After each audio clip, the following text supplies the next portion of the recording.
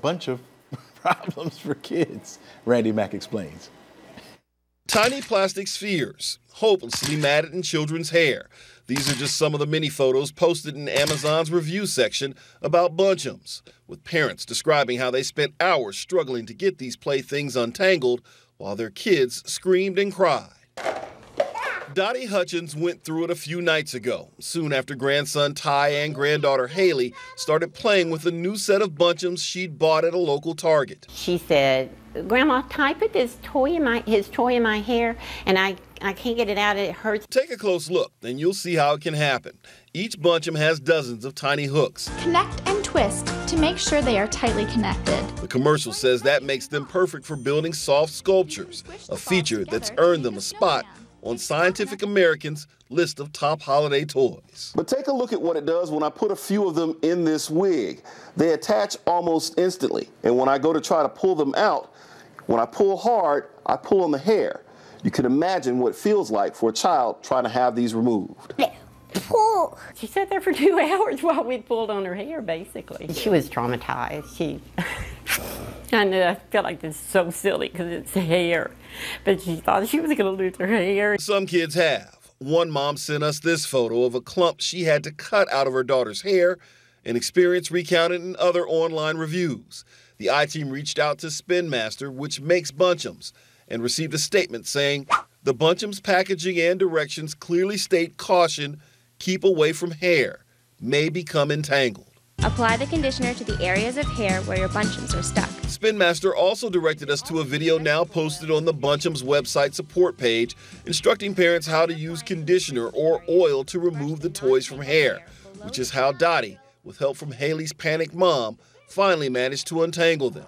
But Dottie thinks if the company knows this can happen, the product shouldn't be on store shelves. I feel like this was very avoidable, very preventable. I don't want it to happen to my best friend or anybody else. No more toy, no more toy. Oh, some very serious problems there. Now, bunchums are sold at Walmart, Target, and on Amazon.com. I can understand them saying, okay, keep away from hair, but as a child, you know, you're playing with it. I mean, kids are going to throw those little things. I mean, easily get stuck in your And hair. you don't realize how much of a problem it is until there are about maybe 15, 20 of them stuck, and they're like, oh no, I can't get them out. I could see you doing that. I wouldn't have that problem. Right. At this age, right now, just get them all stuck in here. Fortunately, conditioner gets it out. All right, Chesley. Weather today, looking nice. It is going to be nice, yeah. You got a mix of sunny clouds out there right now. We'll get some sunshine for this afternoon. 72 degrees, folks. Our forecast high temperature today. Don't get used to it. Rain coming. I'll tell you when coming up. Let's leave. Let's go outside right now. A little hopscotch. Yes.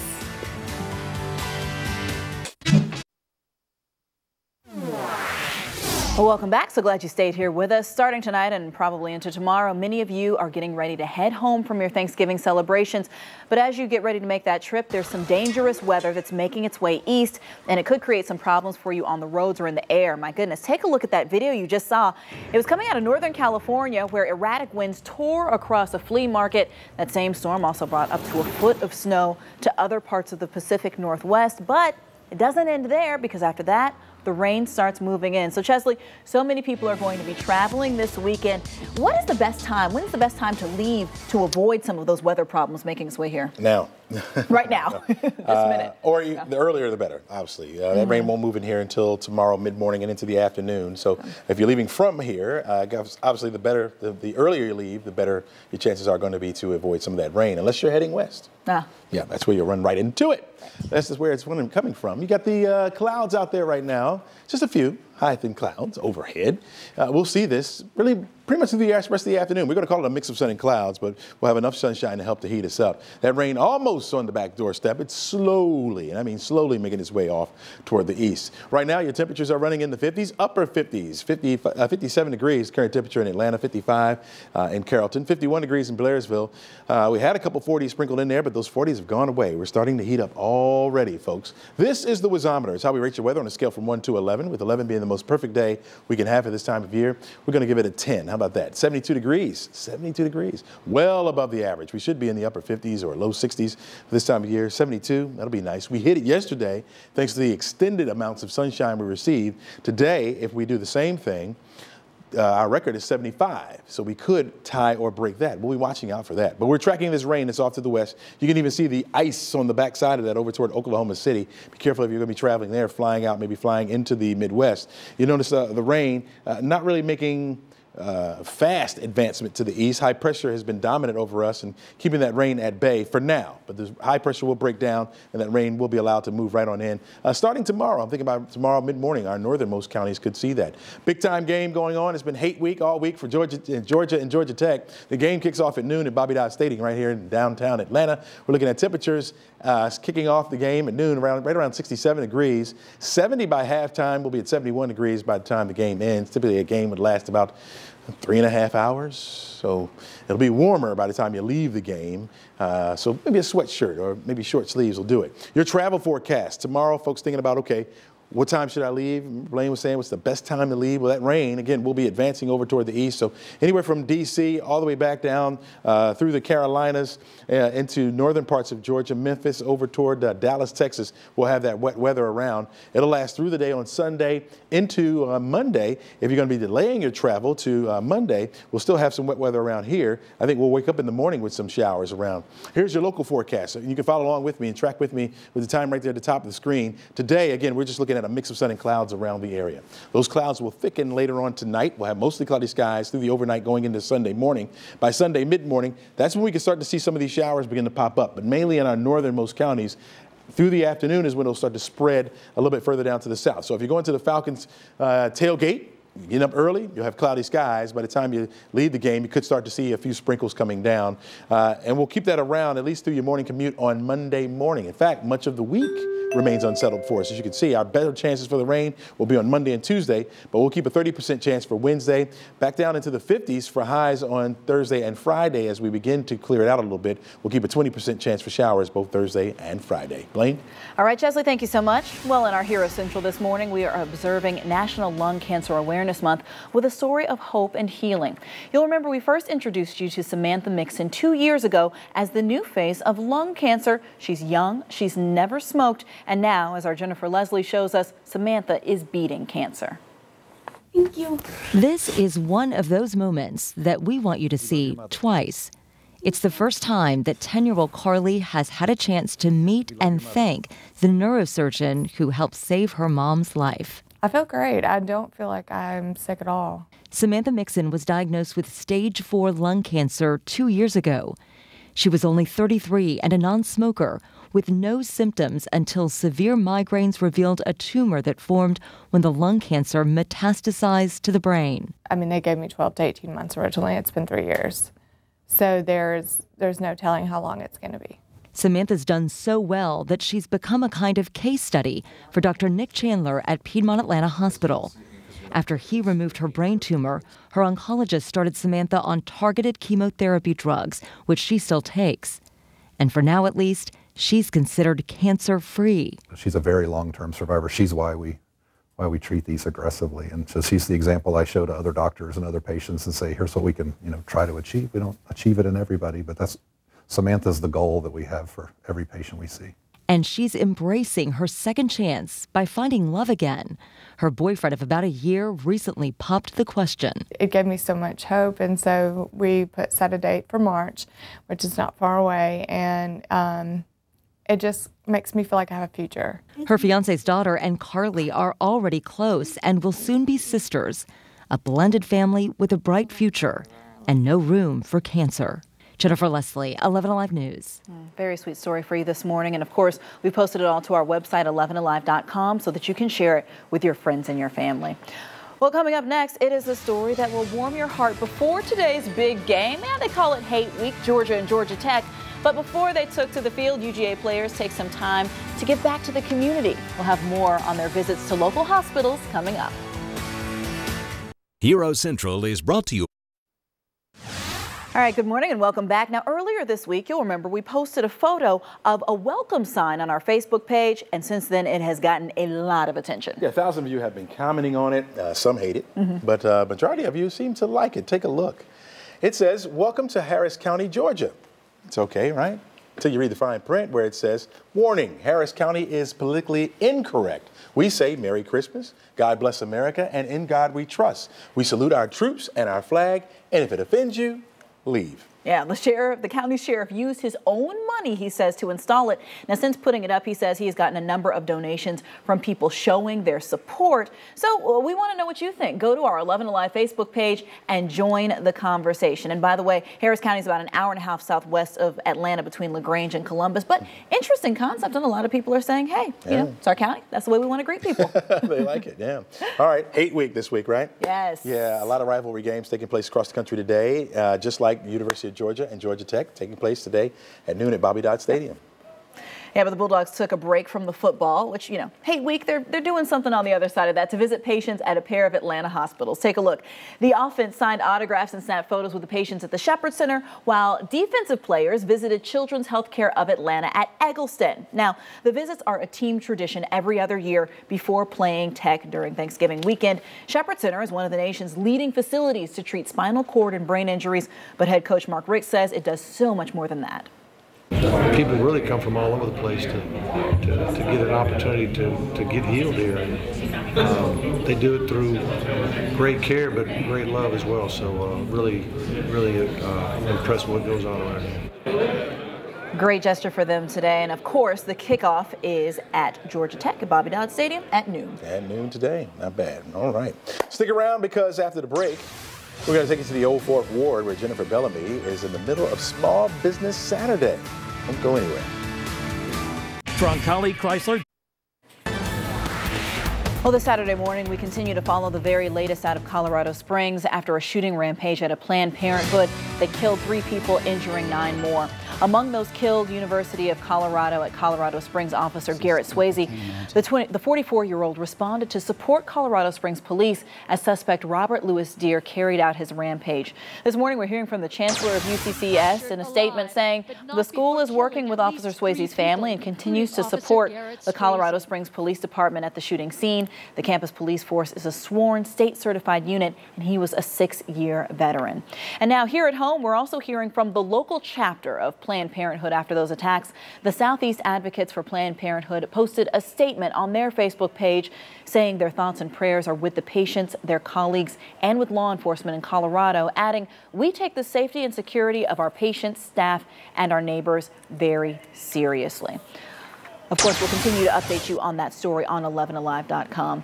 Meanwhile, if you're just joining us this morning, we've been telling you all day, it is absolutely beautiful outside. Meteorologist Chesley McNeil has been tracking some cloud cover, but for the most part, Chesley, it doesn't even feel like the end of November. Yeah, because it's going to be so warm, the clouds don't even hurt you. You know what I mean? You're going to have some sunshine here and there. We'll call it a mix of sun and clouds through the day, but those warmer temperatures, man, you gotta love that, especially for this time of year. Again, there's the clouds. You see no rain coming out of the clouds, not yet. There's rain on the back side of this, on the west side of this. You can see that rain over toward the west of us. We'll continue to push over toward the east, but slowly. We have high pressure, a bridge of high pressure over top of us. That will break down and will allow the rain to get in here. Probably not until tomorrow morning. Will we see it in our northernmost counties first, and then eventually it will make its way down toward the metro area. Not looking for any ice or any snow associated with it at all. In fact, let me walk you through today, because again, today we're not expecting any rain. More clouds will start to pop up. I think we will have times where it will be sunny, and then times where it appears mostly cloudy. Again, that mix of sun and clouds through the afternoon. Clouds will just eventually take over, though, as we head into the overnight. Mostly cloudy skies tonight, even for the start of the day tomorrow. If you're going to be traveling, it's best to get out early, especially around the state. Get out early to avoid some of that rain. It'll move into our northernmost counties first and then eventually spread down toward the metro. You got temperatures in the 50s right now, even a 60-degree reading down there in Thomaston. You're at 63 degrees right now. Again, we're all warming up into the 70s for this afternoon. The record is 75. Will we make it there? We're forecasting a high of 72. If we get more sun than those clouds this afternoon, certainly we'll get right on up there. More on the way, but right now, back to Blaine for more on the news. All right, Chesley, thank you so much. Well, we've been telling you about it all morning long. Today is officially Small Business Saturday all across the country, including right here in Atlanta. So let's go out to our Jennifer Bellamy live in the Old Fourth Ward to show us what it's all about. Jennifer. Good morning. Lots of folks going to be out enjoying that wonderful weather. And one thing they can do is support small businesses. It's not just about shopping and maybe not even just about restaurants. Sometimes it's services and experiences too. I'm joined by Robin Elliott with Bicycle Tours of Atlanta. Tell the folks what you offer. Well, we offer an opportunity for people to really explore our great city by bike. We provide the bikes, helmets, everything you need to come out and have a great time. We have our tour guides are experienced urban cyclists, so we keep you safe. And we're going to show you a lot of the great neighborhoods, and we're going to introduce you to a lot of the wonderful history that a lot of people really don't know, like where Asa Candler lived, who founded Coca-Cola. Take you through the great areas where you can see a lot of the mural art and tiny doors of Atlanta, and just experience Atlanta the way locals do. And you're talking about local and experiencing, and this is not just something for tourists, but it also is a way for you to get to know your own communities as well as you patronize local businesses. It really is, and I got to tell you, the folks that seem to be the most surprised about this experience are the people who've lived here for 20, 30, 40 years. We have a lot of people from the metro region who come in. They have visitors in from out of town, and they come and they go, I had no idea. People who've been renting bikes and riding up and down the Beltline, for a year, then they come and do this tour and had no idea that all this rich history and all these beautiful neighborhoods were right just blocks away. Mm-hmm. All right. Well, thank you so much, Robin. And as she said, rich history, rich shopping experiences, and businesses opportunities for you to patronize locally. Blaine, we're going to send it back to you. Jennifer Bellamy, fantastic information, and we've got more information on 11alive.com. Thank you so much. Well, after 39 years, Newton County is hiring a new county attorney. This massive change in leadership came after the 11 Alive investigators aired a series of reports questioning former county attorney Tommy Craig. 11 Alive investigator Katie Beck has this story. Rita McBride was one of 80 families who was forced to give up property for that $22 million reservoir project. Her land was taken 15 years ago. But when we met her several weeks ago, it was as though it had just happened. You condemned my land. You condemned my land. So that something could be done for the public good. 15 years ago. Nothing's been done. Rita McBride's passion, her anger, and her loss came through with powerful force. To watch her interview from a few weeks ago, it was hard not to feel her pain. Tommy Craig didn't give a damn. I don't know how else to say it. For 15 years, grieving the loss of her land and a dream to one day put her children on it. The failed county reservoir project that snatched it, now put on a shelf. She and many others blame the man leading the project, County Attorney Tommy Craig. After our report in November, McBride was cautiously optimistic about a change. I had a lot of hope, but I didn't have very much expectation. Tommy Craig has got to go. But 1 week after the story aired, change came. After 39 years as county attorney, the board voted to replace Craig. In 1 week, it's incredible the things that are being stopped. McBride is referring to Craig's projects and his paychecks. He billed the county over $1 million in legal fees last year. Before now, public outcry on the matter did little to move county board members. An awful lot of them went along with all these bad projects for an awful long time. McBride says she's still in disbelief that the county will hire a new attorney, but it's official. The job posting for new in-house counsel is up, and the salary almost 10 times less than Craig was being paid. Hopefully it's going to pay off our debt. That's the first thing we have to do, is pay off our debt. Hopefully is how McBride will move forward. Feeling like more positive changes are certainly on the horizon. But this could absolutely be like Newton County starting anew. I'm really excited about that. Right. There's no telling what Newton County can do. The posting for a new county attorney is on Newton County's website. The board has also ordered that all of the county's legal files be returned from Craig's office within the month. Katie Beck, 11 Alive News. All right, now remember, you can read all of Katie Beck's previous stories tracing 11 Alive's investigation into Tommy Craig's billing and spending practices, all on our website, 11alive.com. You can also watch more videos and view photo galleries and much more related to that exclusive investigation. All right, I am here with my good friend Chesley McNeil, and you know why you're my good friend? Why is that? I love you dearly. I love you to pieces, but you're also bringing us good weather today. Now, if it was raining, then... You'd still be my good friend. You'd be my friend, but I wouldn't be so warm towards you, you know? See what I'm saying?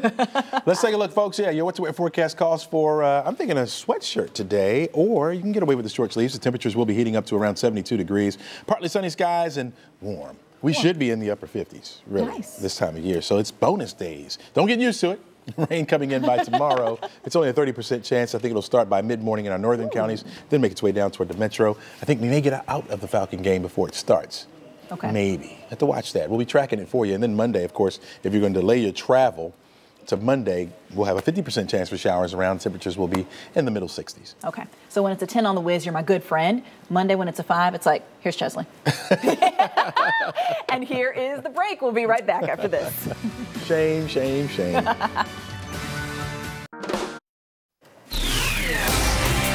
Welcome back, and as we come back from break, we're taking a live look outside at I-285 at Buford Highway. Traffic is moving beautifully. The sky is beautiful. It's a lovely day out there. But before you leave the house this morning, let's send it over to Crash Clark for a look at some of this weekend's big events and how they might be affecting traffic. Happy Saturday morning. Can you believe only 20 more days until Star Wars? Oh, yeah, and Christmas, too.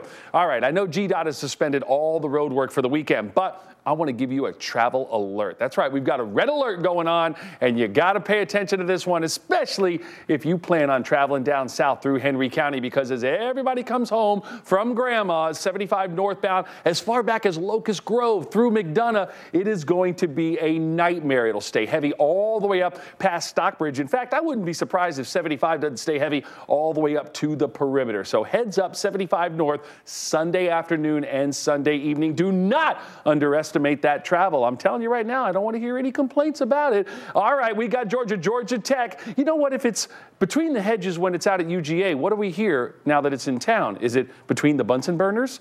I don't know.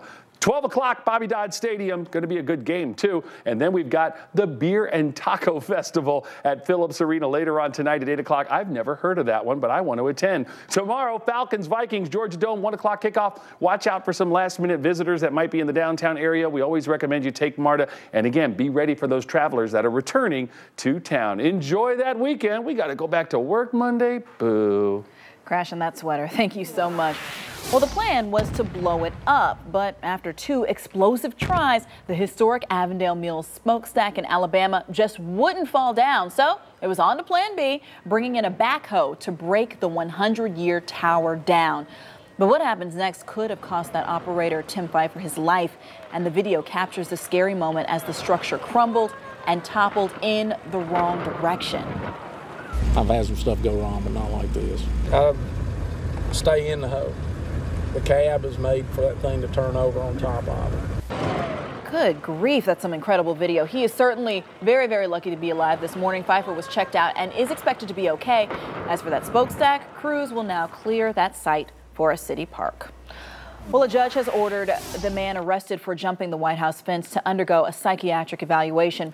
Authorities say 23-year-old Joseph Caputo jumped over the White House fence yesterday while President Barack Obama was celebrating Thanksgiving with his family. Seconds later, the Secret Service had him in custody. The White House was put on lockdown for a number of hours as a precaution. Today, witnesses say they were stunned when it all happened.